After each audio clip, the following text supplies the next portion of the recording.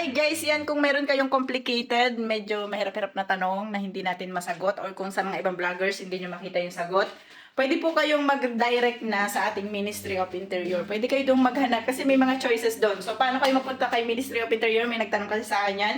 So punta lang kayo kay Google guys, may online na Ministry of Interior, punta kayo kay Google. Pagpunta nyo guys kay Google, makikita nyo po doon, may mga choices doon sa may bandang gilid kung English or check yung inyong language. Siyempre, i-put nyo yung English and then doon makikita nyo kung ano yung mga prepared topics na gusto nyo. So, pwede kayong mamili na doon kung about sa visa ba yan, about sa ano yung katanungan nyo, or may mga something English naman na siya, so maiintindihan nyo na yun guys. Doon na lang kayo magpunta if ever na yung mga question nyo is very, parang legal, ano na siya, legal, ano na talaga siya. Hindi na siya pang normal na kagaya ko, ganun. So, doon kayo magtanong guys, no? Kasi may mga vloggers din naman tayo na napapanood natin dito sa Czech Republic.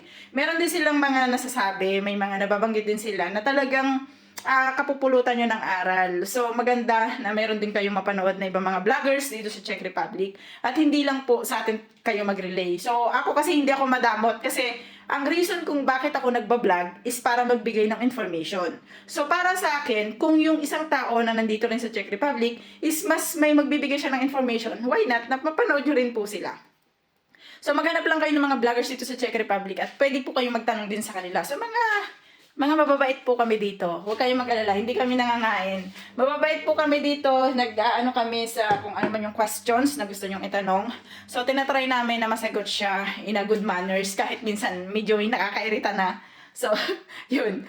Pero guys, huwag kayong mag-alala. Halos lahat na nakikita ko na vloggers dito sa Czech Republic is mga, ano sila, parang madaling kausap. Madaling tanungin, parang ganun. So, yun yung mas tamang term. Madali silang tanungin, madali kayong mag-ano sa kanila ng questions na sa tingin nila is alam nila. So, maging vigilant lang tayo, guys, no? Hindi kasi lahat ng information na makikita nyo sa social media is totoo. So, hindi lahat na makikita nyo sa social media is yun talaga yung nangyayari dito. Possible na oo sa kanilang part, pero hindi po siya average ng mga tao na gano'n. For example, malaki yung sinabi ng isang vlogger na sahod. Sabihin natin, kunyari, nasa 40,000 crowns. Eh, yung average dito, nasa 25 lang to 30,000 crowns. So, doon pa lang magkakaroon na ng problem. So, malilito na kayo. Kaya maging vigilant kayo sa mapapakinggan nyo sa iba. So, kaya nga sinasabi ko sa inyo, wag lang kayo sa atin manood. Manood din po kayo sa ibang mga vloggers na baka meron din kayong mapulot sa kanila na aral na baka hindi na tayo updated, something like that. So, most of the time naman, yung mga napapanood ko ng mga vloggers natin is, ano sila, okay. Wala naman ako nakikita. Minsan, pag may nakikita lang ako, minsan ginagawa ko talaga siya ng video.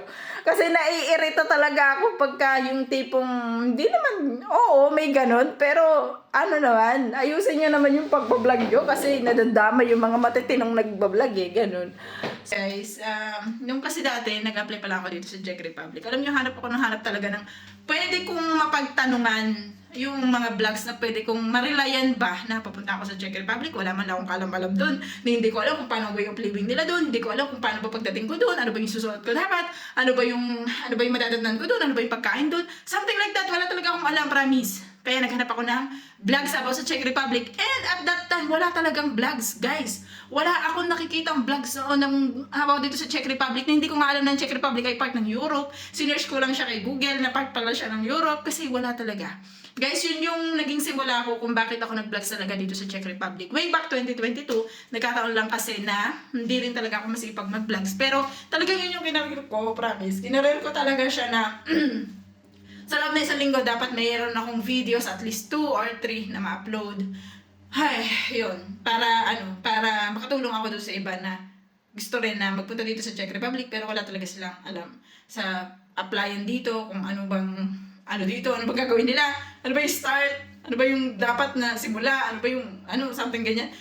So guys, lahat yan inipon ko, no? Lahat inipon ko po siya sa ating Red App. Nasa playlist na po yan. So hanapin nyo na lang sa playlist. Kung nakukulangan kayo, maghanap din kayo kay YouTube na sa natin, sa pangalan na ito, sa search bar. So doon mag-check kayo guys. At pag nag-check kayo doon, makikita nyo, marami nang lalabas ng mga vlogger.